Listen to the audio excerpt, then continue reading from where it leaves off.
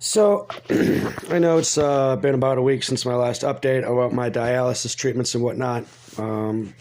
First and foremost, sorry for the lighting. I'm back home, and as you can see, I'm in my living room, for those of you that know my living room. And the backlighting seems to be pretty bad, putting a terrible shadow on my face that I can't really do very much about. But besides that, let's see. Update. Well, I'm going in today. It's Wednesday, by the way. The something of October, 20 something, 23rd. Anyway, I'm going in for my 5th outpatient dialysis treatment. I haven't been able to update for the past week because I was just released from the hospital last Monday, and I was just, settling in back home, handling things, whatnot. But I've noticed with these dialysis treatments, they're very back and forth. Sometimes I'll have a treatment and I'll be plenty of energy the next day, and then other times I will just really want to sleep the next day. But I have noticed that there is a reoccurring trend after every single treatment. It seems that like about 2 hours into my 3-hour treatment, I become so ravenously hungry I could eat an entire cow. And I found that this is because, according to them, the dialysis treatment, although first off, a 3-hour session only does 15% of what the human kidneys do in a 24 or 48-hour period, which is ridiculous. This big machine that's about as big as me, probably weighs 250 pounds, can only accomplish 15% of what an organ as big as my fist can complete with inside the human body. Goes to show nature is amazing, and the human body is for sure the most complex machine ever created. Unless you consider the entire planet a machine with the ecosystem and blah, blah, blah. I guess it depends on how you look at things. Excuse me. Late season allergies. Another thing I've noticed afterwards is after I get out, and I think it's from the nutrients being pulled out of my system, I get this splitting headache that lasts for hours. And I can't take any headache medication for it. I do notice, though, that eating helps calm it down some, but the head will still ache for a little bit until I sleep for a few hours. I've noticed some issues sleeping, too. Either, like, I'll come back from dialysis and I will pass out for 12 hours straight, don't even touch me. Or I'll, go to sleep for an hour or two and then wake up for an hour or two and go to sleep for an hour or two and just be very wishy-washy in my sleep schedule, which kind of sucks. But, I mean, overall, I can't complain. Overall, I do find myself, for the most part, having better energy levels. Definitely a much better appetite.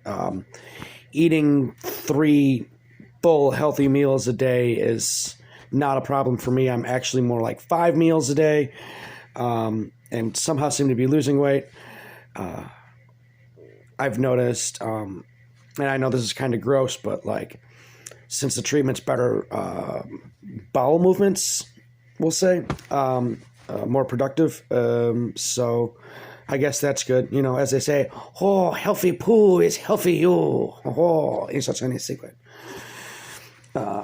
Anyway, yeah. I did notice, though, last Friday, they tried to put me on for a 3.5-hour treatment. And, oh, my God, the first 3 hours was fine. And then around 3 hours and 10 minutes or so, I started to feel this little cramp in my upper right shoulder, and then down into my forearm right around here. Now, mind you, hope where they take the blood from is right here on that side.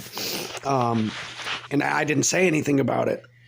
I just, kind of just stretched it out a little bit, and that helped for a minute. But then a couple minutes later, I started to feel it in this arm, then up on my biceps, then down here in my calves, like right here badly on both legs and both forearms and biceps at the same time. Oh, there's better lighting. And oh my God, it was within 30 seconds, everything cramped up so fast and so painfully that, like, I don't know how to describe it. The best way I can describe it is like, have you ever seen a dying cockroach when it's laying on its back and its legs are all curled up? Well, that is basically exactly what I looked like. Like, all my legs curled up, my arms curled up, like, meh. And I was just like, oh my God, the pain was so blinding. Like, all I could see was like these colorful speckles in front of my eyes. I couldn't even make out the nurse that was just inches in front of my face. And I could barely hear her asking me what hurt worse. And oh man, it was bad. Like, I started sweating, my blood pressure and heart rate jumped up. Like, I mean, for a split second, like, I really thought I was about to have a heart attack and die or something. It was not a pleasant experience. So they ended up having to, like, hit me up with a saline drip. Actually, it was more like a saline pump because they were pushing it into me fast, and oxygen to try and, like, regulate everything.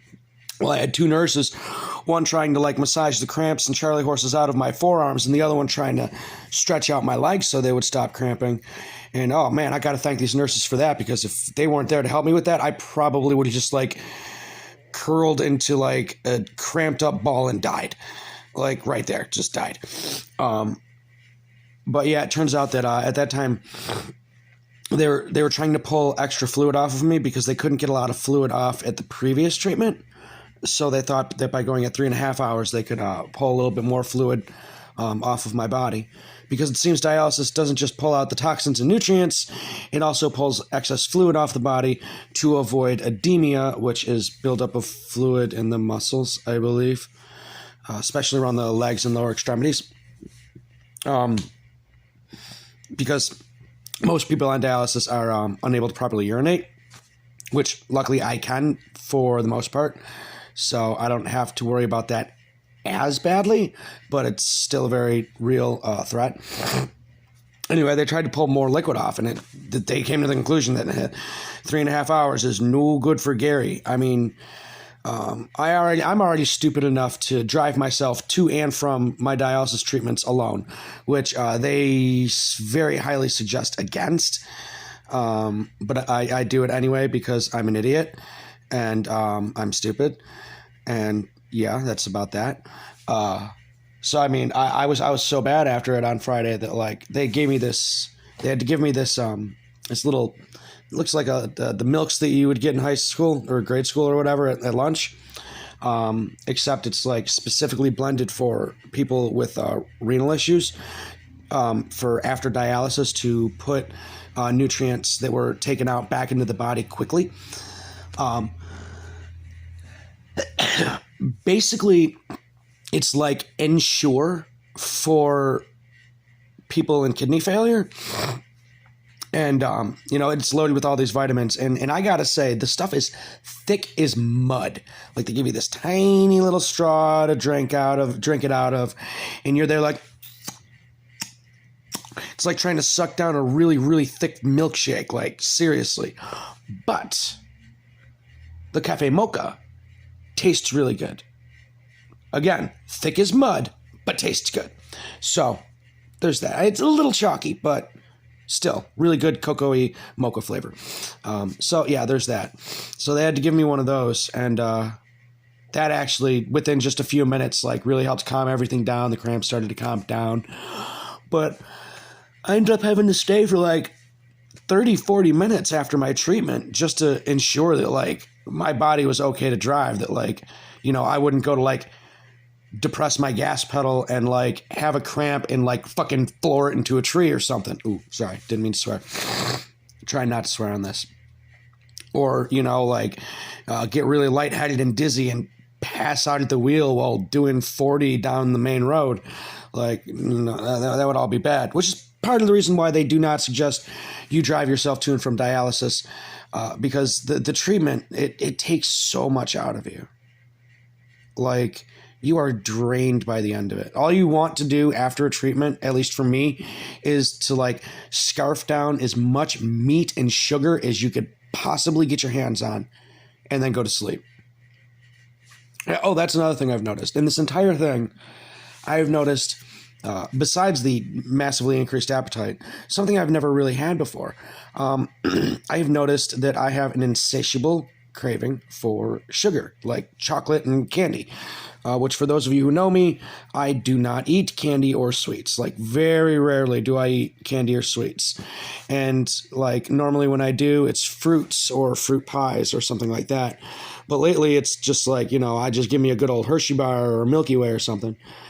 And I talked to the dietitian about this, and she says that she's never heard of that as a side effect from the dialysis. Although the craving for meat is very much a side effect from dialysis. And they suggest that, I eat very generous portions of meat to replace the proteins that are being pulled out of my body so that, I don't, die or become overly lethargic and want to die or anything like that.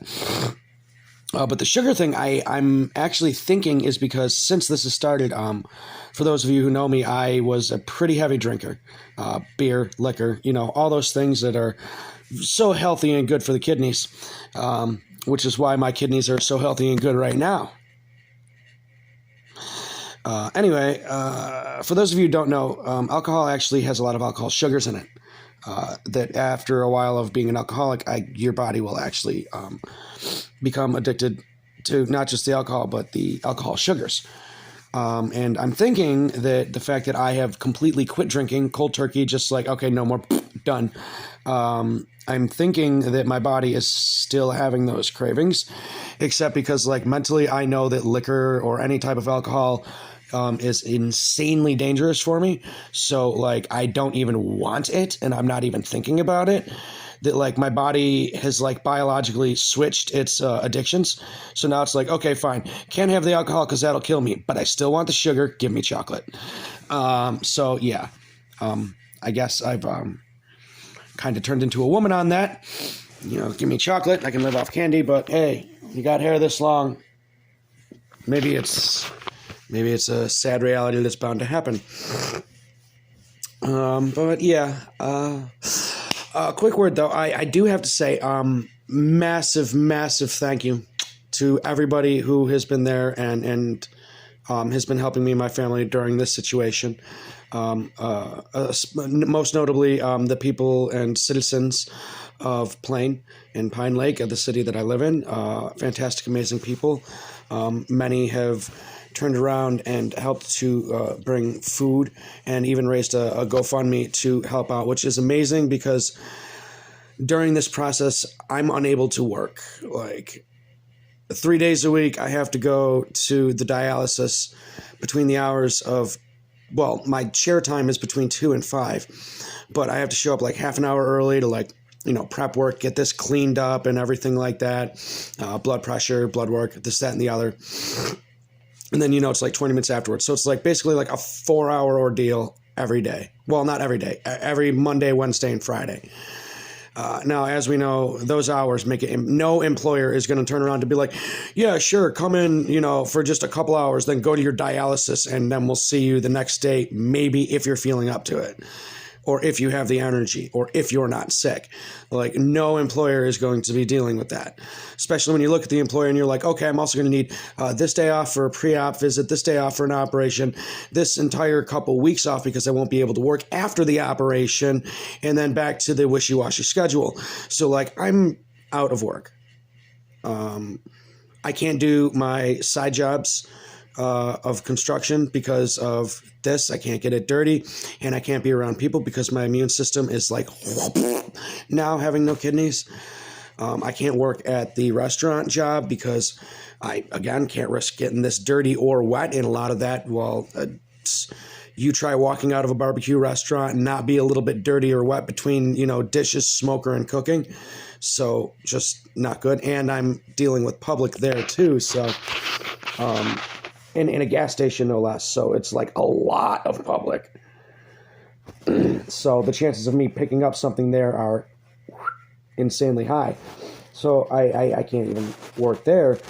So now with like all of my possible incomes currently being just kiboshed, I have no finances to provide towards my household. And that sucks because I still eat and my food costs money. Especially now that I'm on a specialized diet, my food costs more because I can't be having canned goods, too many preservatives, potassium and sodium and stuff, and phosphorus, done. I can't have any cheap eats like ramen noodles, Campbell's, Chef Boyardee, all of that. No, no, can't do it. Like, I want pasta, I need to have fresh pasta.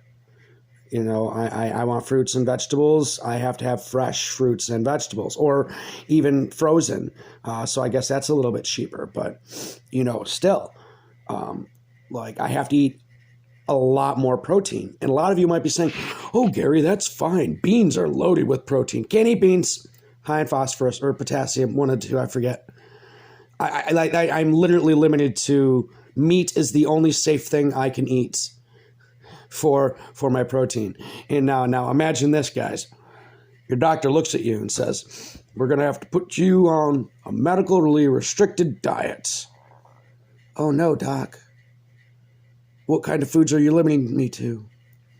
Well, you're going to have to eat steak for breakfast, lunch, and dinner every day for the rest of your life. Really? You promise? So, yeah. Good in one aspect. Meals have been delicious lately. Lots of protein. But it's like $20 a day to eat because steaks are not cheap. And this is just talking about going up to the store, getting a steak about the size of my hand, you know, maybe about that thick, a little like loin steak or whatever. Just frying that up with a couple small sides. $20 a day. That adds up after a while. So, again, thank you very much for all the members of the community and the GoFundMe page who have helped out. Between the community and the members of GoFundMe, nearly $1,000 was raised. And I will promise every single one of you right now, every bit of that money will only be spent on my medical copays and prescription copays and stuff like that, as well as the necessary meat I'm going to need to eat in order to keep myself from dying. So thank you very much. God bless all of you from the bottom of my heart. You're freaking amazing. And yeah, I just ask that you continue to share my YouTube and subscribe and like and all that other happy stuff. And I think I'm going to do this every Wednesday. I will do an update. I'm also thinking about, since I find myself so bored, maybe another day throughout the week, taking my other camera, excuse me, out and, I don't know, maybe showcasing some of the stuff I do when I am able to do things or when I have the energy. I don't know. But, all right, this video is already getting long enough, so goodbye, everybody. Like, subscribe, share, blah, blah, blah, and treat others how you would like to be treated. Thank you, everybody, and y'all have a great day.